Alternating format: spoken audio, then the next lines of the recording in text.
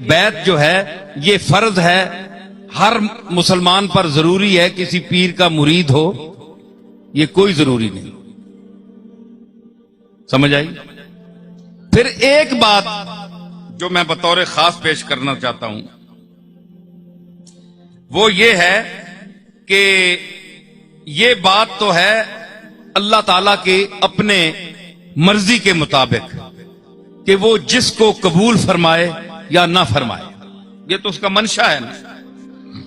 تو اس میں اور بھی بہت سی چیزیں آتی ہیں کہ آپ اس کو کہیں جناب کہ یہ ضروری ہے، کیونکہ پیر خانوں میں اکثر واعظین یہ اس لیے کہتے ہیں تاکہ لوگوں کے دلوں میں یہ رغبت پڑے، لوگ مرید آ کر ہوں، اور مرید زیادہ ہونے سے نذرانہ زیادہ ہوتا ہے، جتنے مرید ہوں گے اتنا نذرانہ بڑھے گا، تو اس لیے رغبت دیتے ہیں.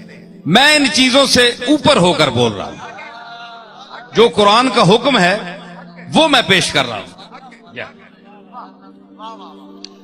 تو اس میں کوئی لگی لپٹی بات نہیں ہے کہ میں آپ سے یہ کہوں کہ حکم کوئی نہیں ہے. یہ اخبار میں ایک دفعہ میرا مضمون آیا تھا تو اس وقت یہ اعتراض کیا گیا تھا کہ آپ نے حکم کیوں نہیں بتایا. یہ تو حکم ہے بھائی، حکم کہاں ہے کہ آپ نے حضور نے امت کے علماء یا مشائخ سے فرمایا کہ تم بیعت کیا کرو لوگوں کو؟ کہاں ہے حکم؟ کو بتاؤ. کوئی آدمی نہیں بتا سکا. پیروں نے بڑا شور مچایا لیکن کوئی ثابت نہیں کر سکا. ہاں یہ بات ہے کہ سلف صالحین کا یہ طریقہ تھا کہ انہوں نے تقوی اور طہارت پر، جس طرح حضور نے ان چیزوں پر عورتوں سے بیعت لی اور معاہدے پر یعنی صحابہ سے کہ جہاد کے لیے بیعت رضوان ہوئی، اس کی اتباع میں اگر کوئی ان کے پاس حاضر ہوتا کہ آپ ہم سے زیادہ متقی ہیں تو وہ ان کو معاہدہ کرتے تھے کہ میرے ہاتھ میں ہاتھ دے کر یہ وعدہ کرو کہ تم آج کے بعد گناہوں کو چھوڑ دو گے، یہ کرو گے، وہ کرو گے. وہ حضور کے اسی اتباع میں. تو یہ اتباع کرنا، جس طرح آپ داڑھی رکھتے ہیں، امامہ شریف باندھتے ہیں اور سنتیں، تو یہ سنت جو ہے یہ مؤکدہ میں سے نہیں ہے کہ تاکیداً کہا حضور نے کہ تم بیعت کرو. یہ ایسی بات نہیں ہے. یہ بعض لوگ کہتے ہیں کہ حضرت پیر میر علی شاہ صاحب نے فرمایا کہ یہ سنت ہے، تو یہ سنت جو ہے یہ سنت زائدہ ہے جو مستحب کے درجے میں ہے. کیونکہ شاہ عبد الحق محدث دہلوی نے مدارج النبوت کی جلد اول میں ایسے مسائل لکھے ہیں جو ان پر لفظ سنت کا بولا ہے لیکن وہ درجہ استحباب میں ہیں.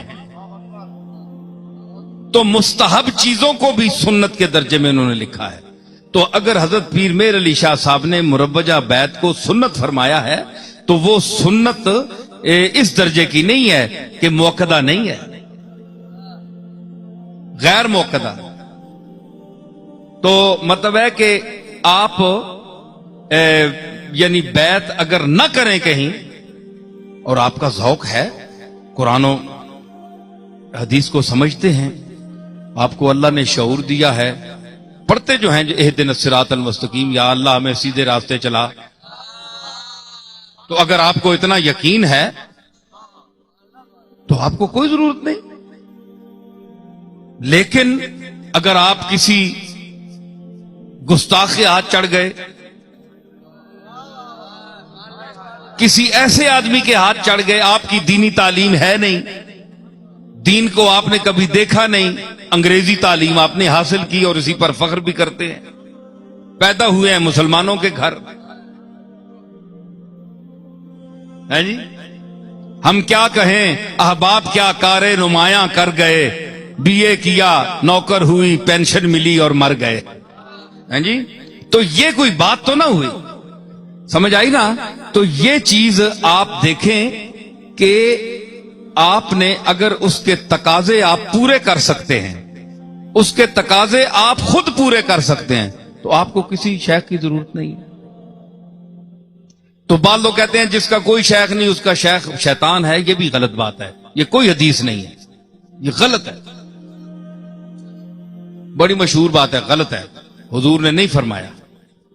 تو اگر یہ بات سچ ہوتی تو مجھے آپ بتائیں کہ جن کے ہم مقلد ہیں, میرا سوال ہے, امام ابو حنیفہ جس نے صحابہ کو بھی دیکھا, ان کا پیر مجھے بتائیں وہ کس کے مرید تھے؟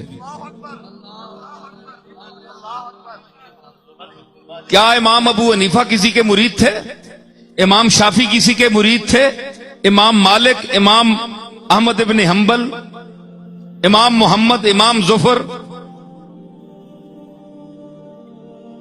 ان فقہا کا اور بڑے بڑے یہ جو علماء گزرے ہیں ہمارے فقہا محدثین, بخاری کا مجھے پیر بتائیں, ترمذی کا, ابن ماجہ کا, نسائی کا,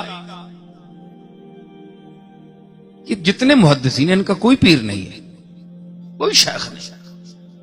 یہ خود اللہ نے اتنی صلاحیت دی تھی کہ قرآن اور سنت کے حوالے سے یہ خود منزل پر پہنچ گئے.